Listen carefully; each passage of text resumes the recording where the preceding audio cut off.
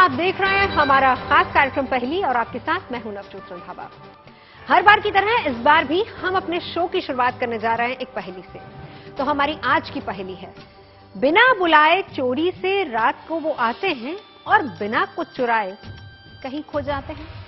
बताओ फिर जल्दी से, क्या है उसका नाम? इस पहेली का जवाब हम कार्यक्रम के अंत में बताएंगे। अभी बात कर लेते हैं आज की पहेली की।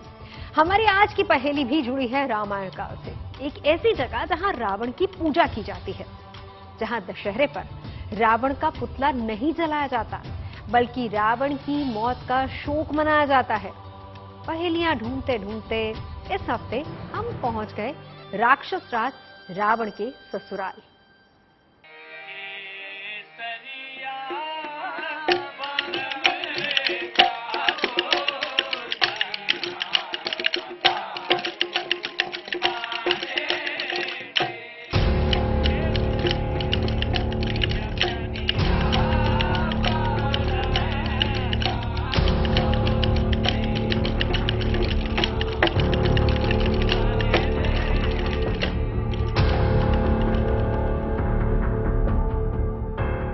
ये पहेली है महलों, दुर्गों और गढ़ों की।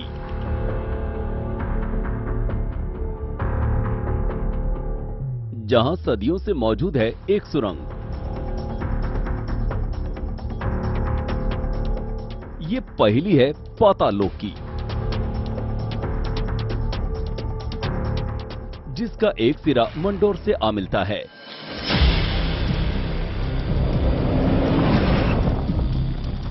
एक ऐसी सुरंग जिसमें घुसते ही दम घुटने लगे, रास्तों और मंजिल का पता ना चले। चलिए, इसके अंदर पूरी भूल भुलैया बनी हुई है। भूल-भुलैया टाइप गुफा है, छोटी छोटी। दावा किया जाता है कि मंडोर की इस सुरंग से होकर राजस्थान के कई किलो तक रास्ता जाता है। ये गुफा हमारे मेहरानगढ़ फोर्ट तक जाती है, यहाँ से नीचे से। पुरानी पहले सीधे किले में ये गुफा निकलती। दावा किया जाता है कि दुनिया की किसी सुरंग में इतनी पहेलियां नहीं होंगी, इतने रास्ते नहीं होंगे जितनी मंडोर की इस सुरंग में है। आगे रास्ता नहीं है, सकड़ा है रास्ता। बहुत गुम हो जाने वाला बहुत रास्ता है ज्यादा। कोई कहता है कि ये सुरंग पाताल तक जाती है, तो कोई कहता है कि पहले इस सुरंग से होकर ही नागलोक का रास्ता जाता था। यहाँ नागलोक का रास्ता था। दावा तो यहाँ तक किया जाता है कि मंडोर की ये सुरंग श्रीलंका तक जाती है। और रावण का ससुराल था मंडोर। इसी गुफा के जरिए वो मंडोर पहुंचा था। आखिर सुरंग की ये कैसी पहेली थी जिसका सिरा पुराणों, धर्म ग्रंथों, राजा महाराजाओं से लेकर रावण तक से जुड़ रहा था। इसी पहेली को समझने के लिए हमारा काफिला दिल्ली से मंडोर तक पहुंच चुका था। कुछ कहानियां ऐसी होती हैं जो बरसों से चलती आ रही हैं, जो लोक कथाओं में प्रचलित हैं, जो हम लगातार अपनों पुरखों से सुनते आ रहे हैं। ऐसी कहानी जुड़ी है रावण से, एक ऐसा स्थान जहां पर यह मान्यता है कि रावण से जुड़े न जाने कितने अनगिनत रहस्य यहां पर छुपे हैं। और ऐसे ही एक रहस्य का उजागर करने के लिए हम जोधपुर के मंडोर आ पहुंचे हैं।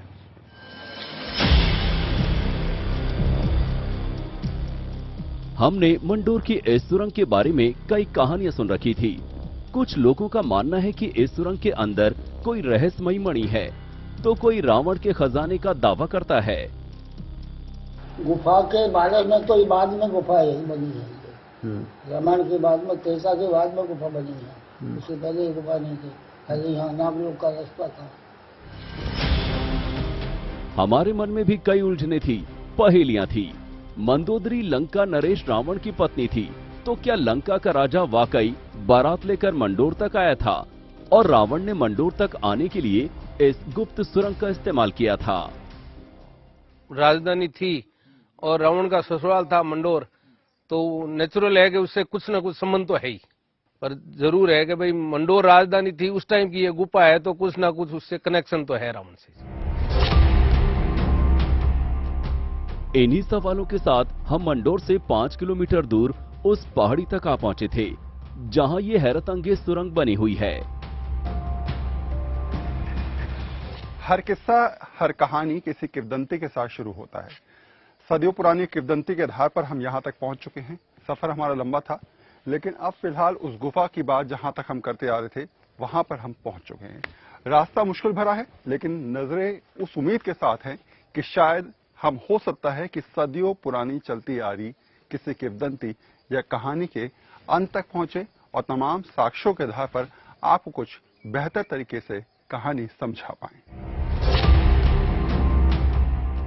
हमने जब मंडोर की इस सुरंग के बारे में यहाँ के लोगों से बात की तो उन्होंने साफ मना कर दिया। सबका कहना था वहाँ जाना मना है, लेकिन जब हमने इसका कारण पूछा तो आप भी सुनिए ये सिहरन पैदा करने वाला जवाब। गुफा बहुत दूर है, मैं शेर है, कोई जानवर है बहुत बड़ा बड़ा, बहुत गुम हो जाने वाला बहुत रास्ता है जाता है, तो वापस नहीं आओगा आप। एक ऐसा राज जो कि श्रीलंका से लेकर मंडोर तक पसरा हुआ था। जब सफर के अंत का पता ना हो तो ऐसे में कई बार डर सा लगता है, कई बार लगता है कि आखिर आगे क्या होगा। इस गुफा में कोई नहीं जाता और आप देखेंगे तमाम मधुमक्खियां यहाँ पर हैं। हमसे कहा गया है कि यहाँ पर बेहद जहरीले सांप भी हो सकते हैं और इसलिए हमें यहाँ पर जाने से मना किया गया है। लेकिन साथ साथ क्योंकि जब तक हम जाकर आपको चीजें समझाएंगे नहीं, जब तक आपको गुफा के अंदर के हालात नहीं दिखाएंगे, गुफा का अंत कहाँ है इसके बारे में किसी को पता नहीं, तो कोशिश करेंगे कि आज गुफा के अंत तक पहुंचकर आपको वो तस्वीर दिखाएं जहां पर कहा जाता है रावण की मणि छुपी हुई है।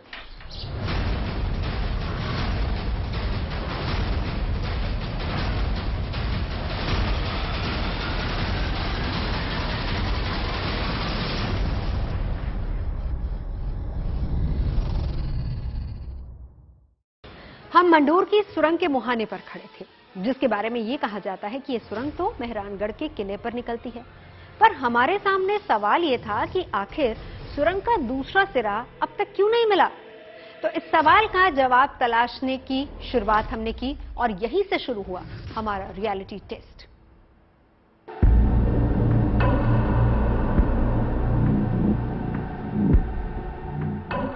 आखिर हम सुरंग के उस सिरे पर खड़े थे जिसका दूसरा सिरा आज तक नहीं मिला। कहते हैं कि जिसने भी नादानी में सुरंग के अंदर कदम रखा वो इसकी भूल भुलैया में उलझकर रह गया। हमने भी अपने कैमरामैन हितेश के साथ इस सुरंग में उतरने का फैसला किया। नीचे लगातार हम लोग जाएंगे। अब मैंने पहले भी कहा कि रावण की मणि के बारे में यहाँ पर बहुत सारी किंवदंतियां हैं और इस गुफाओं के मायाजाल को मैं आपको समझाता हूँ। यहाँ अनगिनत गुफाएं हैं, सब एक दूसरे से जुड़ी हुई हैं और जहां पर इस गुफा का अंत होगा कहते हैं रावण की मणि यहीं पर है।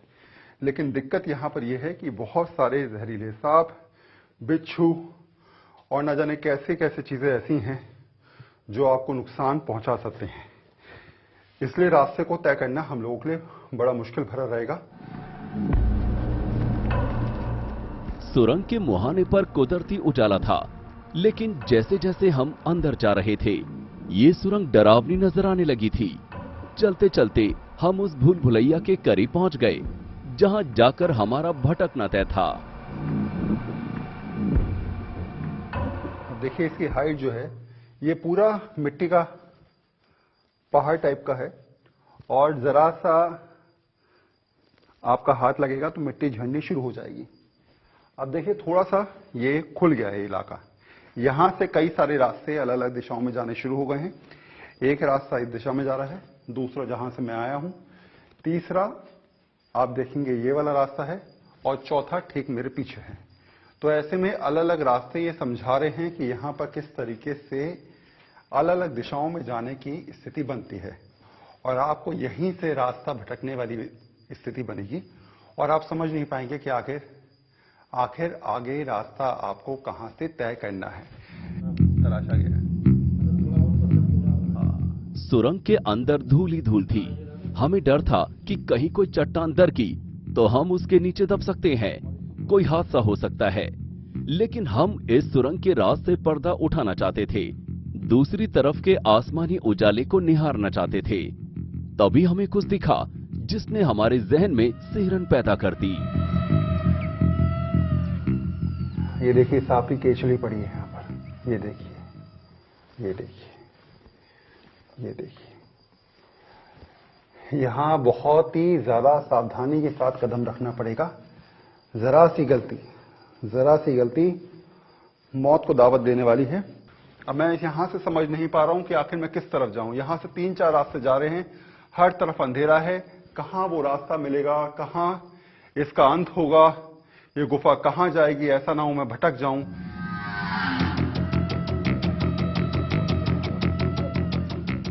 हम आगे तो बढ़ रहे थे, पर जा कहां रहे थे हमें भी नहीं पता था। सुरंग के अंदर ऑक्सीजन के कम दबाव से हमारा दम फूल रहा था। पसीने से हम तरबतर हो चुके थे और हर पग पर पहेली बनकर खड़ी थी सुरंगों से निकलने वाली सुरंगें।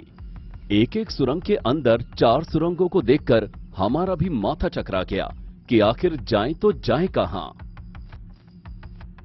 फोर्ट पर कभी भी आक्रमण होता है तो मतलब राजा महाराजाओं के लिए भागने के लिए गुप्त रास्ते बने हुए थे, ये भी बताया जा रहा है। अब इसके अंदर जैसे अब आगे जाए तो बस सर्कल से 4 रास्ते, फिर आगे फिर सर्कल, फिर 4 रास्ते। तो मतलब एक्चुअली इसके अंदर पूरी भूल भुलैया बनी हुई है। तो कहीं सो के भी जाना पड़ेगा, कहीं बैठ के भी जाना पड़ेगा। अंदर पानी के कुंड है, बैठने के लिए सभा स्थल है, हवन कुंड है, ये काफी चीजें अंदर बनी हुई है, बहुत प्राचीन। अब देखिए दिक्कत क्या है कि ये भूल भुलैया टाइप की है। यहाँ आप समझ ही नहीं पाएंगे कि आपको किस रास्ते की तरफ जाना है। हर तरफ आपको अलग रास्ता नजर आएगा, हर तरफ आपको। यहाँ पहुंचने के बाद भी 4 या 5 रास्ते हैं। जहां पर मैं पहले था वहां पर 5-6 रास्ते थे। तो ऐसे में अगर आप एक बार गलत दिशा में चले गए तो वापसी का कोई भी आपको अंदाजा नहीं लग पाएगा और आप फंस जाएंगे और इसी से आपकी जान भी जा सकती है।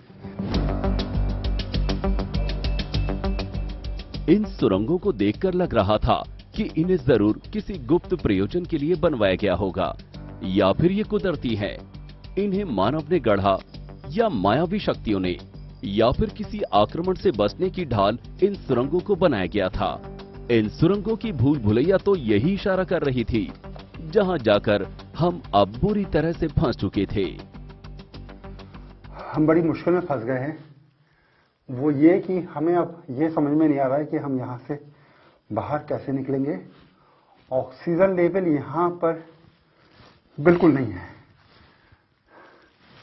सांस लेने में बहुत ज्यादा परेशानी आ रही है और जिधर भी आप देखेंगे आपको अंतहीन रास्ते नजर आएंगे जो हमको समझा नहीं पा रहे हैं कि हम किस तरफ जाएं। इस सुरंग के अंदर कई पहेलियां हमारे सामने आ रही थी।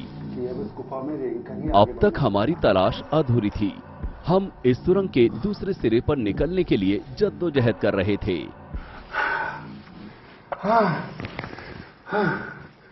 यहाँ से तो बहुत मुश्किल हो, यहाँ से बिल्कुल रास्ता नजर नहीं आ रहा है।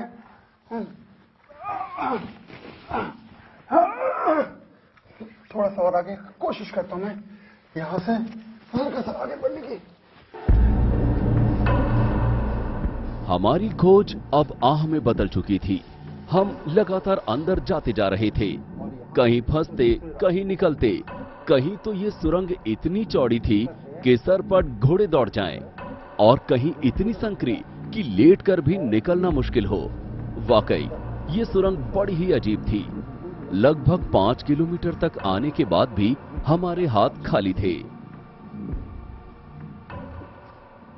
कई बार कुछ रास्ते ऐसे होते हैं जिनकी तलाश आप जब भी करेंगे आपको उसका अंत नहीं मिलेगा। इस गुफा के साथ भी ऐसी है। रावण की गुफा का रहस्य कई सारे राज ऐसे छुपाए हुए हैं जिसका अंत मिल पाना मुश्किल है।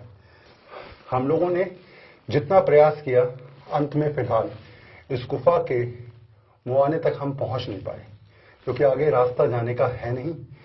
आगे स्थिति ऐसी है कि हम अगर एक बार चले गए तो शायद जीवन में वापस लौट के नहीं आ पाएंगे। वाकई सुरंग के अंदर जाकर हम फंस चुके थे। जहरीले जानवरों के निशानियों ने हमें आतंकित कर दिया था। सुरंग के अंदर हम रास्ता भटक चुके थे। घुप अंधेरा, दम घोटू वातावरण हमारी परेशानी लगातार बढ़ा रहा था। ऊपर से बारिश का मौसम, कहीं कोई चट्टान धंस गई तो हमारी भी समाधि सुरंग के अंदर बन सकती थी। लेकिन हम हर वो मुमकिन कोशिश करना चाहते थे जिससे इस सुरंग की पहेली को सुलझाया जा सके।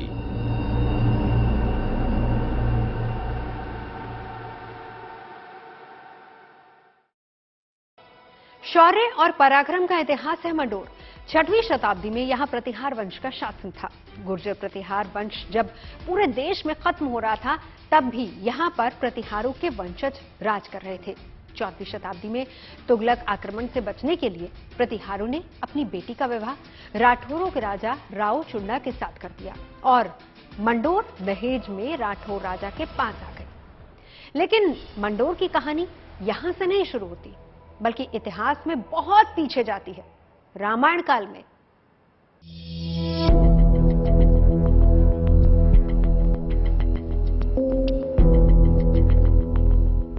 मंडोर शहर में दशहरा खुशी का नहीं, शोक का पर्व है, क्योंकि यहाँ के लोग लंकाधिपति रावण को अपना दामाद मानते हैं और उसके मरने का शोक मनाते हैं। दशहरे में यहाँ रावण का पुतला नहीं जलाया जाता है, बल्कि यहाँ हर साल रावण का श्राद्ध किया जाता है। यहाँ के लोगों की मान्यताओं के मुताबिक मंडोर शहर को असुरों के शिल्पकार मयासुर ने बसाया था। मयासुर को एक अप्सरा हेमा से प्यार हो गया था। तब ब्रह्मा जी से अनुमति लेकर मयासुर ने आज के जोधपुर के पास एक खूबसूरत नगरी का निर्माण करवाया। मयासुर और हेमा की एक बेटी हुई, जिसका नाम रखा गया मंदोदरी। मंडोर शहर का नाम भी मयासुर की बेटी मंदोदरी के नाम पर पड़ गया। ये पौराणिक कथाएं होती है, इनके अंदर हमको विश्वास के साथ, इनमें हमको विश्वास के साथ आगे बढ़ना पड़ता है। इनमें हम उसकी ऐतिहासिकता जांचने की हमें कोशिश नहीं करनी चाहिए। तो पौराणिक नाम साम्य के आधार पे मंदोदरी और मंडोर का इन्होंने नाम साम्य करके चला दी और अब इतने समय से चल रही है तो उसका प्रतिकार भी नहीं किया जा सकता और उनको मान्यता के तौर पर मान लिया जाता है कि रावण का ससुराल मंडोर में था और मंदोदरी यहाँ की राजकुमारी थी। इस आधार पर यह मंदोदरी और मंडोर का साम्य बैठाया गया है। मंदोदरी जब बड़ी हुई तो मयासुर को उसके विवाह की चिंता हुई। बहुत खोजबीन के बाद मयासुर ने राक्षस राज रावण को मंदोदरी के लिए चुना। लंकाधीराज रावण पाताल लोक के रास्ते पूरी बारात लेकर मंडोर आए और बहुत धूमधाम से उनका मंदोदरी के साथ विवाह हुआ। मंडोर में आज भी इस विवाह की निशानियां दिखाई दे जाती हैं। हम जो है रावण के वंशज है, कई प्रकार की विद्याएं उसने ग्रहण की और जो ऐसी विद्याएं, गुप्त विद्याएं थी जो अपने शिव से, महादेव से इसने सीखी थी। इनके विवाह के साथ हम यहाँ जोधपुर आए थे, यहाँ बस गए और इनके जो है दूर दराज के रिश्तेदार होने के कारण आज दिन तक भी जो है इसकी पूजा करते हैं। ये मंडोदरी की चवरी है, ऐसी पौराणिक मान्यता है और हमारे बड़े बुजुर्गों ने हमें ये बताया है कि जो रावण की पत्नी मंडोदरी थी वो मंडोर की थी और रावण उसको लंका से यहाँ शादी के लिए आए थे और रावण और मंडोदरी की शादी इसी जगह पर हुई है और ये रावण और मंडोदरी की चवरी है। कहीं ना कहीं हमको रावण से कनेक्ट किया जाता है कि आप रावण के ससुराल वाले हो, किसी को रावण की शाली, किसी को रावण का साला, किसी को रावण के ससुराल वाले कहा जाता है। कहते हैं तभी से यहाँ के निवासी रावण को अपना दामाद मानते हैं। मंडोर में रावण और मंदोदरी का मंदिर भी है, जहाँ रावण की पूजा की जाती है।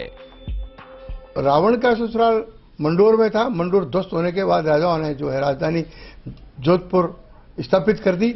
उसके पहले जो है मंडोर में जो है मंदोदरी उत्पन्न हुई थी। रावण यहाँ शादी करने के लिए आए थे। कहते हैं कि कई बार किंवदंतियां बूझने और प्रमाण का आधार बन जाती हैं।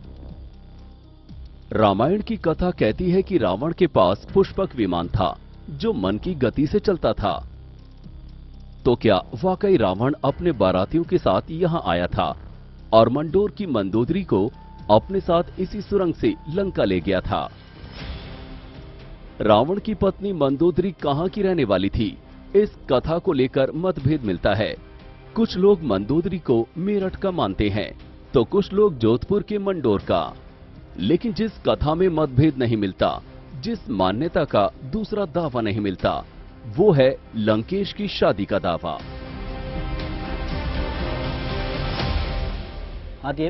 ये भी बताया जा रहा है कि जब मंडोर राजधानी थी तो मंडोदरी थी या मंडोर की थी।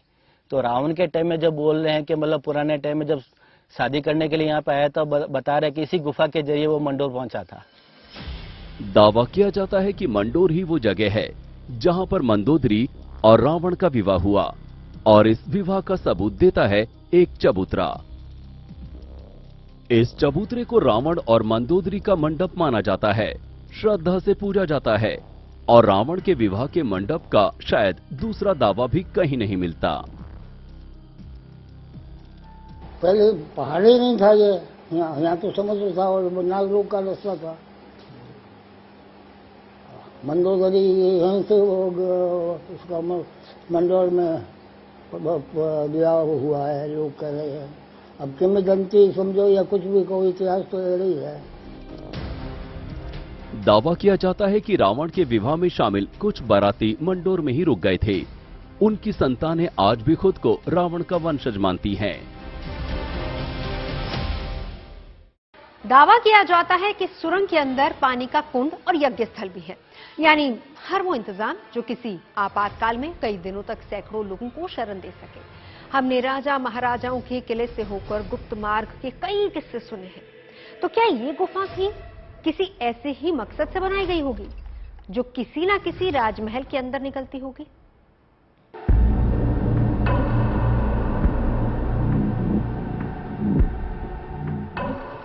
आखिर जोधपुर के मंडोर की पाताल सुरंग कहां तक जाती है, ये कोई नहीं जानता। इतिहास कहता है कि राजाओं ने अपनी सुरक्षित शरणस्थली के रूप में ऐसे ही गुप्त मार्गों का प्रयोग किया है। तो सवाल उठता है कि क्या मंडोर की ये सुरंग आक्रमण से परेशान राजाओं ने बनवाई थी? क्या अंधेरे में गुम होती जा रही ये सुरंग मारवाड़ के शासकों के भागने का गुप्त रास्ता थी? लेकिन अगर ये रास्ता वाकई राजाओं के भागने का गुप्त रास्ता था, तो इसमें हवा के आने का रास्ता क्यों नहीं? इसमें आने जाने लायक रोशनी क्यों नहीं? या फिर ये वाकई रावण की सुरंग है जिसमें असुर शक्तियां ही प्रवेश कर सकती हैं, पाताल से ही बारात आ सकती है?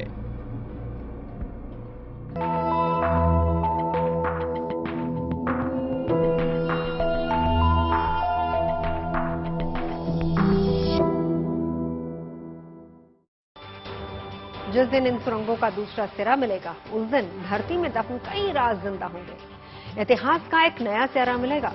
अंधेरी सुरंगों के जाल के अनजाने रास्ते भी रोशन हो जाएंगे। वैसे कार्यक्रम की शुरुआत में हमने आपसे एक पहेली पूछी थी, जिसका जवाब आपने अब तक पता कर ही लिया होगा। हमने आपसे पूछा था, बिना बुलाए चोरी से रात को वो आते हैं और बिना कुछ चुराए कहीं खो जाते हैं। तो बताइए फिर जल्दी से, क्या है इसका नाम? इसका जवाब है तारे। तो ये थी आज की रोमांचक पहेली। आज की पहेली में बस इतना ही। देश और दुनिया की तमाम अहम खबरों के लिए देखते रहिए गुड न्यूज टुडे।